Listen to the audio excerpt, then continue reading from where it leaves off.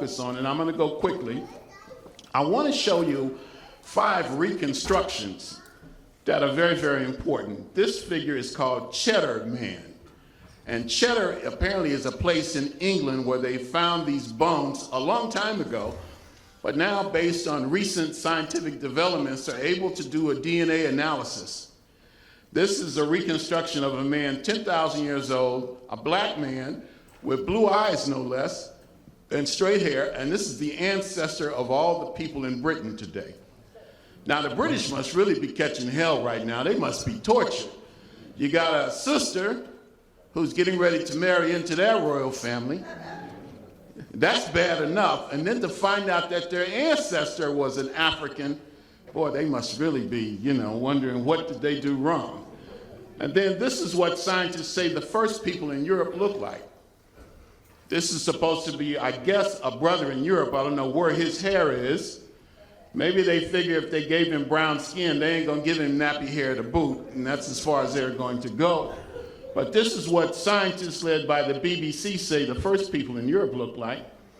And this is a reconstruction from Morocco that's 160,000 years old. I just left Morocco about a week and a half ago, okay?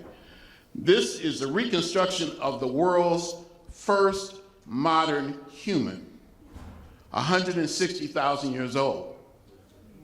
And then finally, in terms of the reconstruction, Lucia, the reconstruction of the skull of the first person known in the Americas. So you could see what the original people of the planet Earth looked like. The question, I guess, should arise is, where do white people come from? Okay.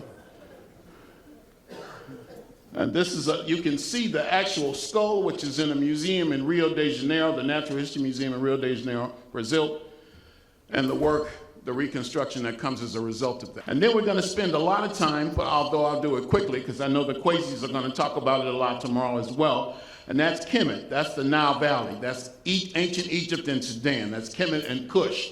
And I'm going to go through the dynasties right quick. A dynasty is the key word. A dynasty is a family of rulers, one member of the family coming after the other for an extended period of time. And there were 30 dynasties in Kemet, of which 25 of them were native African dynasties. You do have 5 foreign dynasties.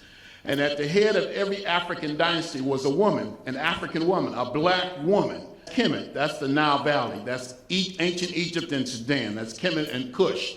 And I'm going to go through the dynasties right quick. A dynasty is the key word. A dynasty is a family of rulers, one member of the family coming after the other for an extended period of time. And there were 30 dynasties in Kemet, of which 25 of them were native African dynasties. You do have 5 foreign dynasties. And at the head of every African dynasty was a woman, an African woman, a black woman. And this is very, very important. I cannot say enough about the wonder, the grandeur, the majesty, the beauty, the brilliance of black women. Okay? And I'm ashamed when I see a brother who is not with a black woman. For me, it's a disgrace. Because whether we like it or not, we need each other to heal. So when I hear young people say, I don't see color, and you can't help who you fall in love with, it's revolting to me. Especially when I hear the brothers say that, because usually when people say that, that means they got somebody that don't look like them by their side and they're trying to justify it. Here's a brother who is racially profiled, I'm just gonna let it go. Racially profiled from cradle to grave. When you walk in the store, the security guard automatically follows you. When you get on the elevator, the women in the elevator clutch their purses. You're the last one to get hired, the first one to get fired. Traditionally, in the movies, you're the first one to get killed. But when it comes to picking a mate, you don't see color and you can't help who you fall in love. Are you stupid? Are you blind? Are you unable to control your emotions? And it would be different if it wasn't so many beautiful, available sisters out there almost begging for a good brother. Whether we like it or not, we need each other to heal. If we cannot do that basic fundamental building block, then what's the point? And this is a message we must convey to our children. We're not talking about hating anybody, but we damn sure talking about loving ourselves. And we need a big dose of self-love. Again, the more you love your history, the more you love yourself. This is the Scorpion King. He's called that simply because there's a scorpion in front of him. This is from the end of the pre-dynastic period, and this is the first king of Kemet. His name is Ahamena. This is a recent photograph that I took of him just about a month ago. This is what I'm talking about right here. I love to see that. I love to see a black man and a black woman together. You know, we need to stop apologizing to other people. We bend over backward to make other people comfortable. We whisper, we stutter, we stammer. I ain't doing that. There's an African proverb that goes, until the lion has his historian, the hunter will always be a hero. I'm a lion, and I roar, and I don't apologize for it. I don't go out of my way to make other people comfortable at the expense of African people. I love to see black men and black women together. This is the greatest form of resistance to white supremacy. It's called black love. And this is God Amen. This is where we believe we get the expression, amen. Don't stop saying, can I get an amen? That's pretty weak.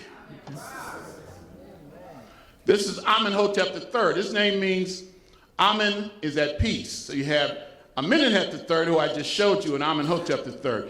He's also called Amenhotep the Magnificent. Look at the hair.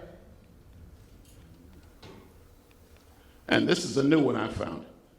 I found this one in Leiden, Holland, the Netherlands, about a month ago. Just look at this. This is the high point of African history. But what good is a king without a queen? Brother Franklin. And this is his significant other. This is Queen Ty. How tender. I could relate. I could go back to Egypt and fit right in. You could too. Because they were so African, just like we are. The problem is we've been taught that Africa is the worst place it ever was. So some of us would rather be turds in the toilet than an African. You got a bunch of lunatics right now going around saying we're not African, we are Native Americans. I'm tired of that. That's just foolishness. That's lunacy. That makes our enemies celebrate. We are African people. Get comfortable with that. And once you know something about Africa, you won't run from Africa. You'll run to Africa. It used to be when I was a youngster, if you had called me an African, I would have been very upset. We might have come to blows. Now, if you say I'm not an African, you better stand back. Because being an African to me is the greatest thing in the world. I love Africa. I love myself. I know about myself. And we need Africa, and Africa needs us. Yes, yes. When those white folks picked us up, they didn't pick up Puerto Ricans and Bajans and Jamaicans and Haitians and African Americans. They picked up black people. They picked up African people. Just because a cat has babies in an oven, you don't call the babies biscuits. The African proverb goes, just because a log lays in the river for a long time, it does not become a crocodile. Your place of birth does not determine your identity. And these are Tutankhamun. This is King Tut. But these are two statues of him that you don't see very often. And I don't have to go into a long, involved discussion as to why you don't see them. This is Amos Nefertari, another sister who was deified. Look at the hair. And these are actual extensions from that same period of time, hair extensions. I guarantee they didn't get them from the Asians on the corner. Okay? Speaking of hair, now tell me that's not a spitting image of Michael Jackson. Tell me. And if you think I'm lying, there you go. Now I'm thinking that Michael must have seen this and said, that's what I want to look like. Because he's in Gary, Indiana. I was just in Gary 2 days ago. And this is in Chicago. So I'm thinking there's a good possibility that Brother Michael saw that. The king of pop. Remember the time. And then our history did not begin in chains, it will not end in chains. Now, Brother Oscar did a magnificent job, did he not? He felt the spirit. And he did three things in particular that stood out. He talked about the Middle Passage, the suffering of our ancestors. which words cannot describe. But he talked about resistance. He invoked the names of Denmark Vesey and Nat Turner. And then he did something else that was very subtle. He played, a part of the music was a didgeridoo from Australia. So we're not just talking about black people come from Africa, we're talking about a global African experience. Sisters and brothers, our history did not begin in chains and will not end in chains.